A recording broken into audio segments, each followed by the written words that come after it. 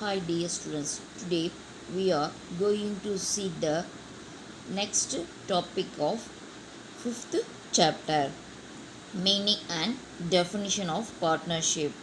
Introduction. Partnership form of organization is an extension of the sole proprietorship. It has already been explained that a sole proprietary form of organization suffers from several drawbacks such as capital, limited capital, limited managerial ability, concerned risk and less chance for expansion and growth etc. Partnership அப்படின்னா என்ன அப்படின்னு பார்த்தோம்னா இந்த தனியால் வணிகத்துடைய விரிவாக்கம் அப்படின்றது தான் என்ன அப்படின்னு பார்த்தோம்னா பார்ட்னர்ஷிப். இந்த தனியால் வணிகம் எப்படி இருக்கும் அப்படின்னா வரையறுக்கப்பட்ட மூலதனம், அதனுடைய கேபிட்டல் எப்படி இருக்கும், ஒரு குறிப்பிட்ட அளவில் இருக்கும். வரையறுக்கப்பட்ட மேலாண்மை திறன், அதனுடைய மேனேஜ்மெண்ட் எப்படி இருக்கும், ஒரு குறிப்பிட்ட அளவு இவ்வளோ தான் பண்ண முடியும் அப்படின்ட்டு ஒரு வரையறு இருக்கும். தென் வரையறுக்கப்பட்ட மேலாண்மை திறன், இடர்பாடுகள், ஸோ அங்கே இருக்கக்கூடிய ரிஸ்க் எவ்வளோ இருக்கும் அப்படின்னு பார்த்திங்கன்னா அதுவும் குறைவாக தான் இருக்கும். அதனுடைய விரிவாக்கம் செய்யவும் வியாபாரத்தை பெருக்கக்கூடிய வசதிகளும் குறைவு. ஸோ இப்போ நம்ம என்ன பண்ண முடியும், ஈஸியாக அங்கே தனிநபர் பிஸ்னஸ் பண்ணும்போது அதை ஈஸியாக என்ன பண்ண முடியாது, பிஸ்னஸை பெருசாக கொண்டு வர முடியாது. இதனால் என்னாகும், நிறைய குறைபாடுகள் இருக்குது, அதனால் பாதிக்கப்படுது தனியால் வணிகம். ஆனால் இப்போ இருக்கக்கூடிய சூழ்நிலைக்கு ஏற்ப மற்றவங்களும் உடைய ஒத்துழைப்பு செய்கிறார்கள். நமக்கு மற்றவங்களும் என்ன பண்ணுறாங்க, ஒத்துழைப்பு பண்ணுறாங்க.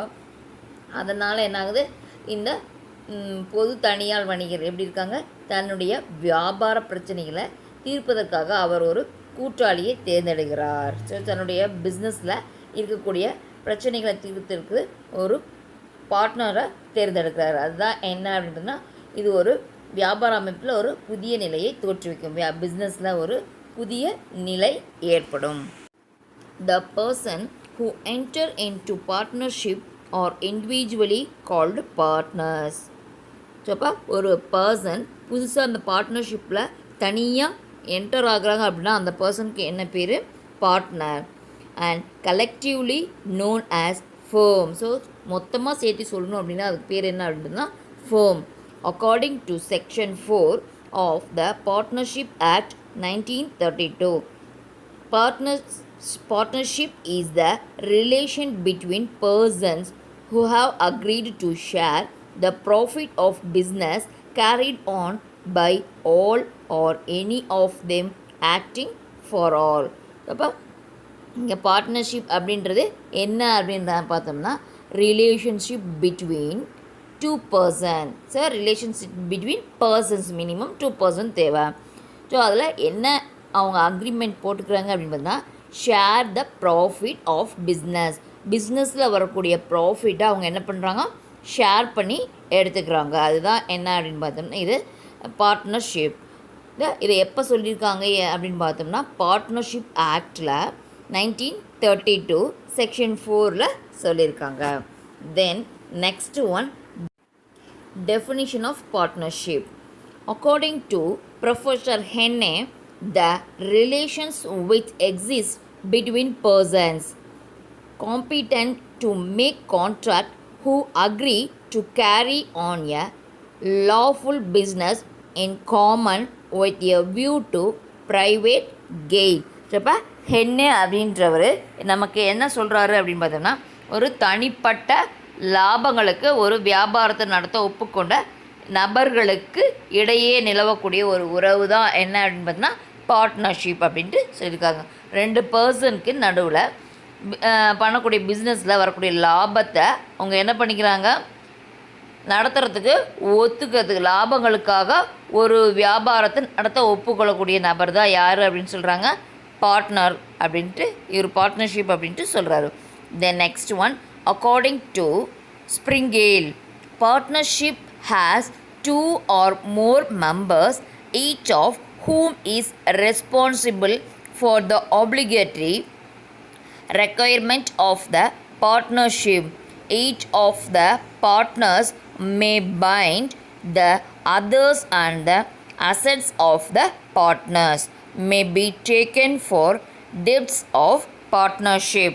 ஸோ இப்போ இது யார் சொல்கிறாங்க அப்படின்னு பார்த்தீங்கன்னா ஸ்ப்ரிங்கிள்ஸ் அப்படின்றவர் சொல்கிறாரு. என்ன சொல்கிறாரு அப்படின்னா பார்ட்னர்ஷிப் அப்படிங்கிறது 2 அல்லது 2க்கு மேற்பட்ட நபர்கள் எல்லாரும் என்ன பண்ணுறாங்க, ஒரு பார்ட்னர்ஷிப்பை இருக்கக்கூடிய பொறுப்புக்கு கடமைப்பட்டவர்கள். அந்த பார்ட்னர்ஷிப்பில் இருக்கக்கூடிய லயபிள் என்னென்ன இருக்கோ அவங்களுக்கு அவங்க கடமைப்பட்டவர்கள்.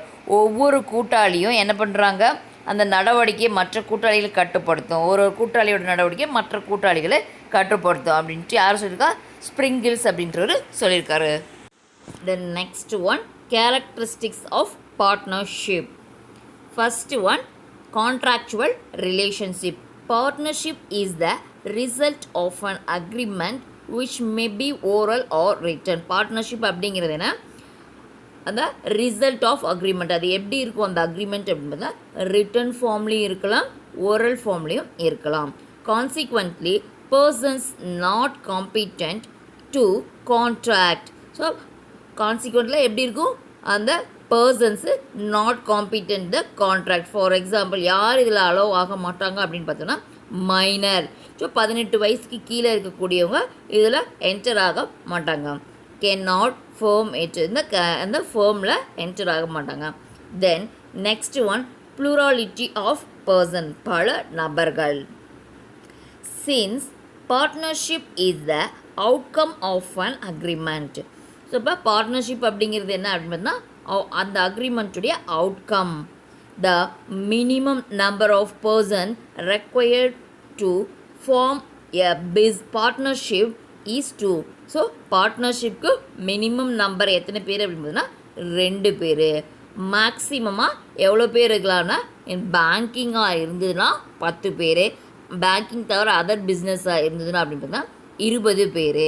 So maximum is restricted to 10 in case of banking and to 20 in all other cases. மற்ற பிஸ்னஸ்க்கு எவ்வளோ பேர் இருக்காங்க, 20 பேர் இருக்காங்க. Then next one, existence of business. The partnership agreement must be to carry on lawful business or a profession. So அப்போ partnership agreement அப்படின்றது என்ன அப்படின்னா, இட் இஸ் ஏ சட்டப்படியான ஒரு பிஸ்னஸ் அல்லது ப்ரொஃபஷன், ஒரு தொழில். If there is no business there can be no partnership. அங்கே பிஸ்னஸ் எதுவும் இல்லை அப்படின்னா அங்கே பார்ட்னர்ஷிப்பும் கிடையாது. In other words, partnership is not a club or a charitable associations. So partnership அப்படின்றது என்ன, ஒரு கிளப்போ அல்லது சேரிட்டபிள் அசோசியேஷனோ கிடையாது. The next one, sharing profit, லாபத்தை எப்படி பகிர்ந்துக்கலாம்.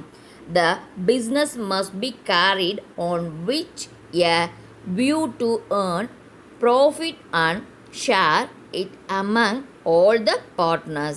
ஸோ இப்போ பிஸ்னஸில் வரக்கூடிய ப்ராஃபிட்டை என்ன பண்ணிக்கிறாங்க, பார்ட்னர்ஸ் ஷேர் பண்ணிக்கிறாங்க. And agreement to undertake activities does not constitute partnership because profit motive is completely absent. So மனித நேயத்தோடு இருக்கக்கூடிய நடவடிக்கைகள் மூலம் அங்கே என்ன நடக்குது, உடன்பாடு ஏற்படுறது கிடையாது. ஸோ அதுக்கு ஆப்போசிட்டாக எப்படி இருக்குது அப்படின்னு பார்த்தீங்கன்னா, லாபத்தையே நோக்கமாக கொண்டு அந்த கூட்டாண்மை அதாவது பார்ட்னர்ஷிப்பும் செயல்படுது.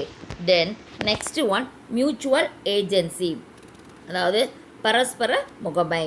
In fact, mutual agency is the essence of partnership. So mutual agency அப்படிங்கிறது ஒரு முக்கியத்துவம் எதுக்கு, இந்த பார்ட்னர்ஷிப்க்கு. Since the business is to be carried on by all or any of them acting for all. இந்த பிஸ்னஸில் என்ன பண்ணுறாங்க, carried on by all or any of the acting all. So அப்போ இதில் என்ன சொல்லியிருக்காங்க, ஏன் அப்படின்னா எல்லா பார்ட்னர்களும் என்ன பண்ண மாட்டாங்க, இணைந்து அல்லது அனைத்து பார்ட்னர்ஸும் அதுக்கு பதிலாக யாராவது ஒருத்தரையோ முதல்வராக, அதாவது ஃபர்ஸ்ட் பர்சனாக போட்டு அது மட்டும் முகவராகவும் செயல்படலாம். ஸோ முதல்வராகவும் செயல்படலாம், முகவராகவும் அங்கே அவங்க செயல்படலாம். Each partner act simultaneously as principal and an agent. அங்கே பிரின்சிபலாகவும் இருக்கலாம், ஏஜென்ட்டாகவும் இருக்கலாம், முகவராகவும் இருக்கலாம், முதல்வராகவும் இருக்கலாம். To the outsiders he is a principal while to the other partners he is an agent. So வெளியில் என்ன பண்ணுறாங்க, ஒருத்தர் பிரின்சிபலாக இருந்தால் மற்றவங்க எப்படி இருப்பாங்க, ஏஜென்ட்டாக இருப்பாங்க. These are all the characteristics of partnership. The next one, advantages. There are 8 advantages. We see the one by one. First one, easy formation. The formation of partnership firm requires fulfillment of lesser legal formalities than other type of organization. What required is just an agreement which can be oral or written. Registration of partnership is optional. Further, even if a firm wants to get itself registered, the registration process is very simple. Easy formation. So இந்த பார்ட்னர்ஷிப்பை உருவாக்குறது ரொம்ப ரொம்ப easy, எளிதாகவும் இருக்கக்கூடியது. எந்தவித சட்டப்பூர்வமான நடைமுறைகளும் இல்லாமல் இந்த பார்ட்னர்ஷிப் பிஸ்னஸை ஈஸியாக கொண்டு வரலாம். ஸோ இங்கே என்ன ரிட்டனாவோ அல்லது ஓரலாவோ அவங்களுடைய உடன்படிக்கை அவசியம். கண்டிப்பாக அவங்க ரிட்டனோ அல்லது ஓரனாவோ இருக்கணும். தென் இந்த பிஸ்னஸ் பதிவு செய்தல் விருப்பத்துக்கு உட்பட்டது. ஸோ அந்த பிஸ்னஸை பதிவு செய்கிறோம் அப்படின்னம்னா அது அவங்கவுங்க விருப்பப்படி பதிவு செய்யலாம், பதிவு செய்யாமலும் இருக்கலாம். இந்த பார்ட்னர்ஷிப்பை என்ன பண்ணுறாங்க, பதிவு செய்யும் நடைமுறை மிக ஈஸியாக இருக்கும். அதனுடைய பதிவு செய்யக்கூடிய நடைமுறை எப்படி இருக்கும், ஈஸியாக இருக்கும். தென் அதனுடைய பார்ட்னர்ஷிப் பதிவு செய்கிறது எப்படி இருக்குது, மிக மிக சிறந்ததாக இருக்கும். பின்னாடி ஏதாவது ப்ராப்ளம் அப்படின்னா நம்ம அதை பதிவு செய்தோம்னா ஈஸியாக அந்த ப்ராப்ளத்தில் சால்வ் பண்ணிக்கலாம். இதுதான் என்ன அப்படின்னு பார்த்தோன்னா easy formation. Then next one, availability of larger resources. The combined capital of all the partners and the greater borrowing capacity make available larger financial resources. New partners can also be taken into partnership to secure more capital. As a result, expansion of the business unit become feasible. இப்போ availability of larger source அப்படின்னா என்ன அப்படின்னா அதிகமான நிதி ஆதாரம். So இதுதான் எல்லா கூட்டாளிகளும் சேர்ந்து அந்த நிதியை கொண்டு வராங்க. அது மட்டும் இல்லாமல் நம்ம கடன் வாங்கக்கூடிய திறனும் எல்லோரும் ஒன்று சேர்றதுனால அதனோட தேவைக்கு ஏற்ற நம்ம என்ன பண்ணலாம், வெளியிலேருந்து வாங்கிக்க முடியும். ஸோ இந்த புதிய பார்ட்னர்ஸ் மூலமாக அந்த பிஸ்னஸ்ஸு சேரும்போது அது ஒரு வாய்ப்பு இருப்பதால் நமக்கு வியாபாரத்தை என்ன பண்ணலாம், எக்ஸ்டெண்ட் பண்ணக்கூடியது ஈஸியாக அமையும். Then next one, benefit of consultation. 2 heads are better than 1. Wise decision can be possible when the issues and subject matters are truly discussed. There is no place for hasty decision. ஒருத்தர் decision எடுக்கிறத விட 2 பேர் decision எடுக்கிற தலைமை ரொம்ப ரொம்ப சிறந்ததாக இருக்கும். எதனால் அப்படின்னு பார்த்தோன்னா அவங்க நல்ல விவாதித்த பிறகு தான் அந்த முடிவுகளை சிறந்த முடிவாக இருக்கும். ஸோ இதனால் அவசர முடிவு என்பதே இங்கு இல்லை. அவசரமாக எந்த முடிவும் எடுக்கணுன்றது கிடையாது. Then next one, division of work and greater managerial efficiency. The staging load of management work can be judiciously distributed among the partners according to their experience, knowledge and taste. For example, one partner can look after purchase, another's sales, yet another accounting, etc. Thus, when the burden is lightened, supervision by each partner over the allocated area of management becomes effective and efficient. This ensures greater managerial efficiency. So, division of work and greater managerial efficiency. இந்த வேலை பகிர்வும் அது மட்டும் இல்லாமல் உரிய மேலாண்மை திறனும் எப்படி இருக்கும் அப்படின்னு பார்த்தீங்கன்னா இந்த ஒரு பார்ட்னர்ஷிப்பில் ஸோ மகத்தான பணி என்ன அப்படின்னு பார்த்தீங்கன்னா சட்டப்பூர்வமாகவும் அந்த கூட்டாளிகளுடைய அனுபவம் அறிவு அது மட்டும் இல்லாமல் அவர்களுடைய திறனை எப்படியெல்லாம் நம்ம பகிர்ந்து அளிக்கப்படுது அப்படின்றது தான். ஸோ ஃபார் எக்ஸாம்பிள் ஒரு கூட்டாளி என்ன பண்ணுறாரு, ஒரு கொள்முதல் துறையை கவனித்தால், ஒரு கூட்டாளி அந்த கொள்முதல் துறையை கவனித்தால் மற்றவர் விற்பனை துறையை கவனிச்சுக்கிறாரு. அதாவது ஒரு கூட்டாளி பர்ச்சேஸ் டிபார்ட்மெண்ட்டை பார்த்துக்கிறாரு, இன்னொரு கூட்டாளி எதை பார்த்துக்கிறாரு, சேல்ஸ் டிபார்ட்மெண்ட்டை பார்த்துக்கிறாரு, இன்னொருத்தர் என்ன பண்ணுறாரு அப்படின்னா அக்கௌண்டிங் டிபார்ட்மெண்ட்டை பார்த்துக்கிறாரு.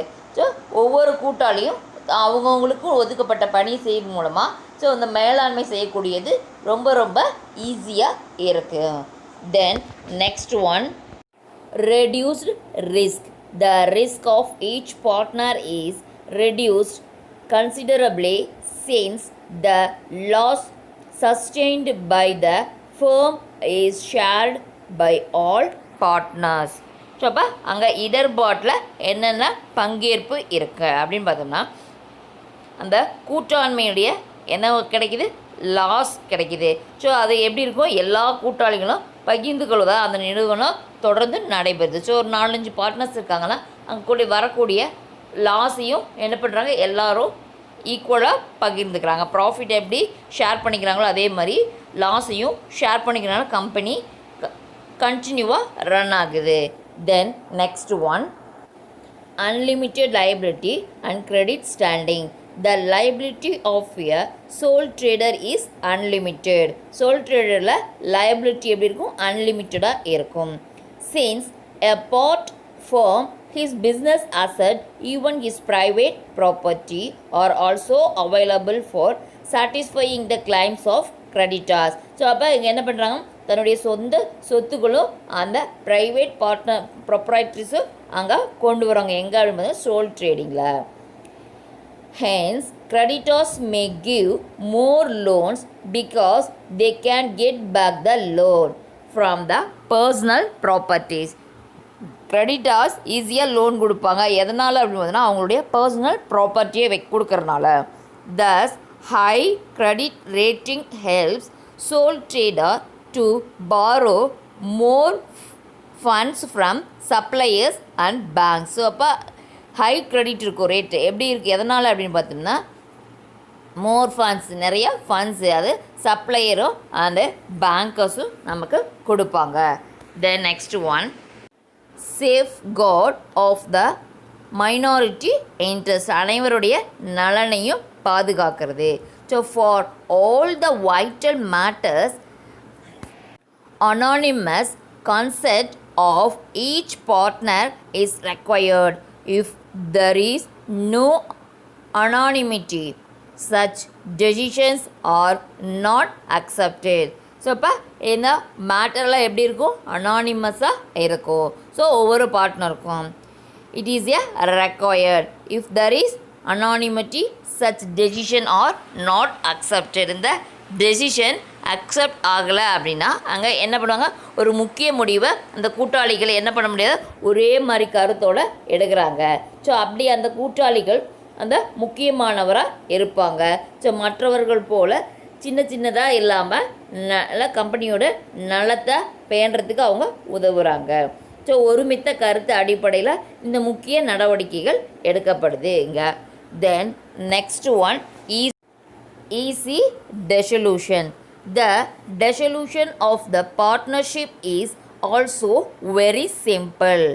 இன் the case of partnership at will, a 14 days notice by a partner in this connection is enough.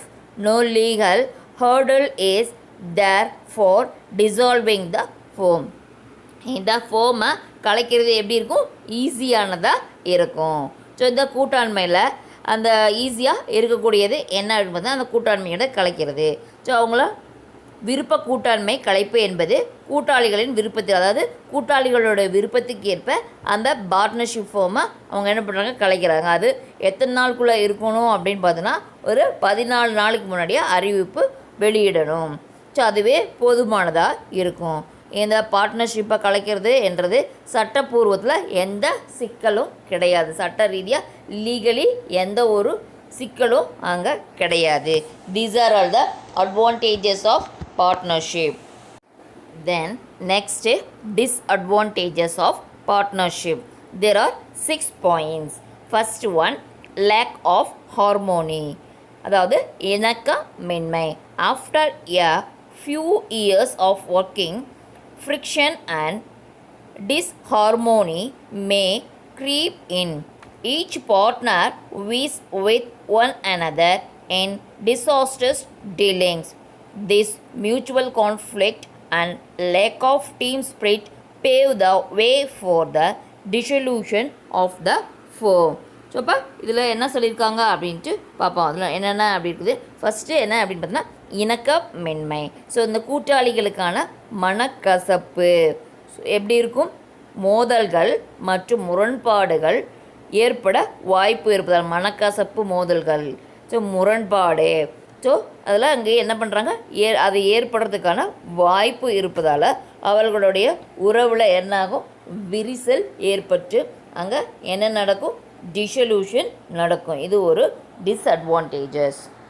Then next absence of legal status and instability.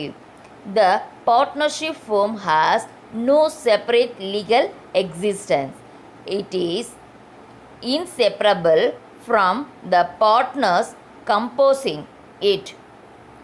As a result, it is terminable on the death or insolvency of a partner. So இப்போ இது என்ன அப்படின்னு பார்த்தோன்னா சட்டப்பூர்வ நிலையின்மை.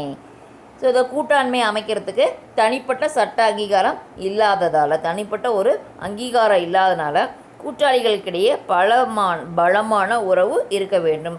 So ஒவ்வொரு பார்ட்னர்ஸ்க்கு நடுவில் எப்படி இருக்கணும், உறவு நல்ல முறையில் இருக்கணும். ஸோ கூட்டாளிகளின் இறப்பு அல்லது அவங்க ஏன்னா இதில் இன்ஸ்டால்மென்சி நிலைமைக்கு போகும்போது அந்த கூட்டாண்மையை என்ன பண்ணுறாங்க, முடிவு செஞ்சிட வேணும். Then next one, limited resources. The maximum number of partners in a partnership firm is 10 in the case of banking business. Banking businessல maximum number of partners எத்தனை பேர், 10 members and 20 in other cases. மற்ற கேஸில் அதிகபட்ச partners எவ்வளோ பேர் இருக்கலாம், 20 பேர் இருக்கலாம். In actual practice of the number will be well below this maximum because of the need for ensuring harmonious working. So இப்போ இதில் இந்த நடைமுறையில் எப்படி இருக்காங்க அப்படின்னா ஒற்றுமையாக பணியாற்றக்கூடிய நபர்கள் இதற்கு குறைவாக தான் இருக்காங்க. அதனால் அங்கே ஃபினான்ஷியல் அவங்களுக்கு எப்படி இருக்கும், குறைவாக தான் இருக்கும். ஸோ பெரிய நிறுவனங்களை போனால் அதிக முதல்ல அவங்க திரட்டி தொழில் தொடங்க இயலாது. பிஸ்னஸ் கேபிட்டலில் என்ன பண்ண முடியாது, கலெக்ட் பண்ணி அவங்க பிஸ்னஸை எக்ஸ்பேண்ட் பண்ண முடியாமல் இருக்குது. Then next one, limited risk taking. In view of the danger of unlimited liability, the partners tend to be overcautious. So normally they do not want to assume risk starting new ventures. So அவங்க எப்படி இருக்கும், அவங்களுடைய இது வரையறுக்கப்பட்ட risk அவங்க ஏற்கக்கூடியதாக இருக்கும். So அந்த வரையறுக்கப்படாத பொறுப்பில் அபாயத்தினால அந்த கூட்டாளிகள் என்ன பண்ணுறாங்க, அதிகமான எதில் இருக்காங்க, எச்சரிக்கையோடு செயலாற்ற முயல்கிறார்கள். ஆனால் இந்த இடர்பாடு தொழிலை துவங்க விரும்புவதில்லை. இந்த டிஸ்டர்பன்ஸ் என்னாகும், ஒரு பிஸ்னஸை ஸ்டார்ட் பண்ண விடுறது கிடையாது. Then next one, risk of implied authority. every partner can bind the firm and his other partners by his acts. Therefore, all other partners become liable to a greater extent because of the folly and fraud committed by a flow partner. ஒரு கூட்டாளி தன் நடவடிக்கையின் மூலமாக பிற கூட்டாளிகளை சட்டப்பூர்வமாக கட்டுப்படுத்த இயலும். தங்களுடைய நடவடிக்கை மூலமாக மற்ற கூட்டாளிகளை சட்டப்பூர்வமாக அவங்க என்ன பண்ணுறாங்க, கட்டுப்படுத்துறதுக்கு முடியும். நேர்மையில்லாத அல்லது திறமையற்ற ஒரு கூட்டாளி தனது செயல் மூலம் பிறருக்கு உட்கிடை ஆணை உரிமையால் தீங்கு இழைக்க முடியும். அப்போ ஒரு பர்சன் என்ன பண்ணுறாங்க அப்படின்னா, கூட்டாளி அவங்களுடைய செயல் மூலமாக பிறருக்கு என்ன பண்ணுவாங்க, அங்கே ரிஸ்க்கு கொண்டு வருவாங்க. ஸோ அதனால் அங்கே அந்த நேர்மை அப்படின்ற கூட்டாளி கூட அந்த கூட்டாளிகளை தவறாக புரிஞ்சுக்கிட்டு தங்களோட சொந்த சொத்துக்களை இழக்கக்கூடிய நிலை ஏற்படும். ஸோ அந்த நேர்மை இல்லாத காரணத்தால் அவங்களுடைய மற்ற கூட்டாளிகளை அவங்களோட சொந்த சொத்தை இழக்கிறதுக்கு நேரிடலாம். Then last one, lack of public confidence as it accounts need not be addicted and published, it lacks public confidence. So இந்த பொதுமக்களுடைய நம்பிக்கை எப்படி இருக்கும், குறைவாக தான் இருக்கும். ஸோ ஏன் அதனால் இந்த பார்ட்னர்ஷிப் கணக்கில் அவங்க என்ன பண்ணுறாங்க, தணிக்கை செய்யப்படுவோ அல்லது பொதுமக்களுக்கு வெளியிடப்படுவதோ இல்லாத காரணத்தால், ஸோ அக்கௌண்ட்ஸ் ப்ராப்பராக மெயின்டைன் பண்ணாதனாலையும் அதை பொதுமக்களுடைய பார்வைக்கு வெளியிடாத காரணத்தாலும் அது என்னாகும், அந்த நம்பிக்கை பொதுமக்களிடையே இதை ஏற்படுத்துது. எந்த மாதிரியான நம்பிக்கை, அந்த பொதுமக்களுக்கு வெளியிடாத காரணத்தினால அந்த நம்பிக்கை இல்லாத தன்மை அந்த பொதுமக்களுக்கு இது ஏற்படுத்தும். These are all the disadvantages of partnership. Okay dear students, we will meet in next class.